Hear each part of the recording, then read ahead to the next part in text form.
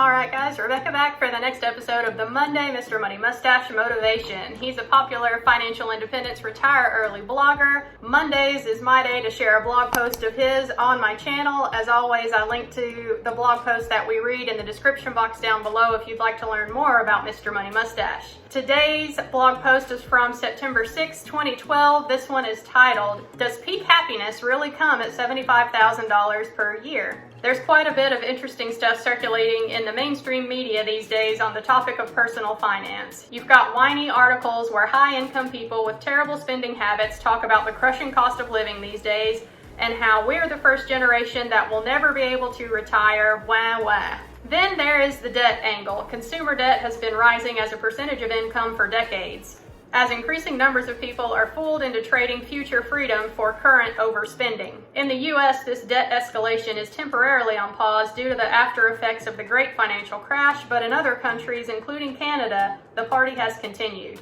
In fact, I recently participated in a CBC News interview along with two Mr. Money Mustache readers where the reporters contrasted the modern debt-based lifestyle with the life of people on track to retire before they hit 40. The show is a national TV, radio, web combo, and it's in production as I type this, but it will probably appear as this link when it airs on September 6th. So he's linked to that in the blog post. If y'all want to check that out, click the link to the blog post below, and then you can click on that link to this documentary thing he's talking about.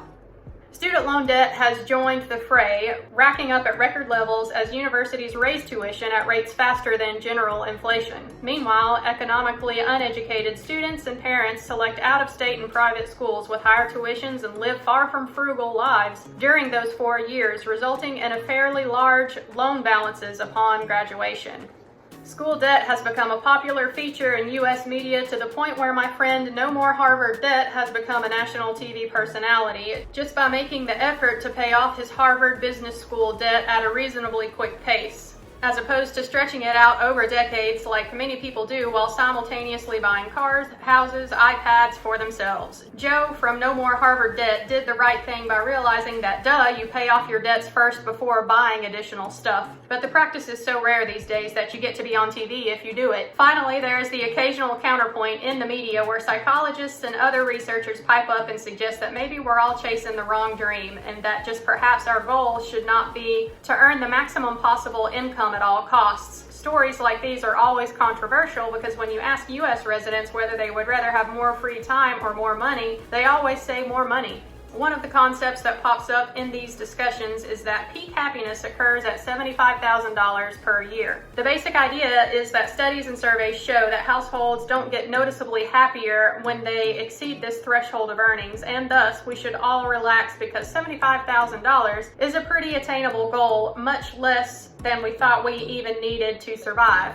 The researchers are clearly onto something here. The hidden in plain view secret that once your needs are met, buying extra stuff does not make you happier. But they're also missing a much bigger point. Where did that $75,000 number come from? What is it about that level that makes people happy? I believe it's a combination of two things. $75,000 per year puts you in the top third of household incomes nationwide, so you're better off than most people around you. The survey participants were completely untrained in the art of mustachianism, so on average they lead highly inefficient lives. Once you understand these two factors, you get a little aha moment, because if some novice anti-mustachian off the street can achieve peak happiness at $75,000, an even remotely badass person should be able to do it easily with a fraction of that amount. Maintaining exactly the same level of material luxury but avoiding debt and making purchases more consciously, buying quality used items instead of new ones, not commuting to work in a pickup truck, doing occasional math before buying things, etc.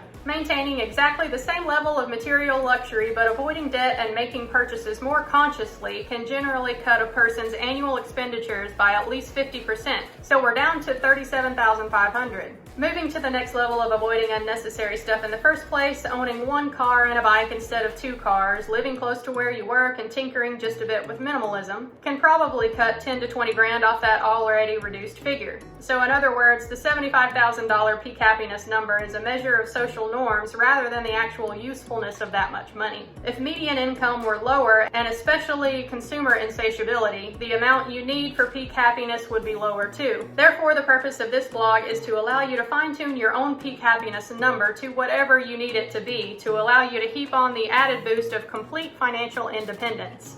What is your own number? What is the ideal household spending budget that would allow you to be as happy as possible? It's worth thinking about on a regular basis. Alright guys, this was another thought-provoking one that I wanted to share on my channel, and also I wanted to share it because I've never straight out said how much I earn in a year on my channel, but I will say that it is around this number. So I hope that this proves to be true for me, and that this figure is a figure that will provide me peak happiness. And honestly, y'all, I really think that it will. I don't need any more than that. I have no trouble now paying my bills, for which I'm very grateful.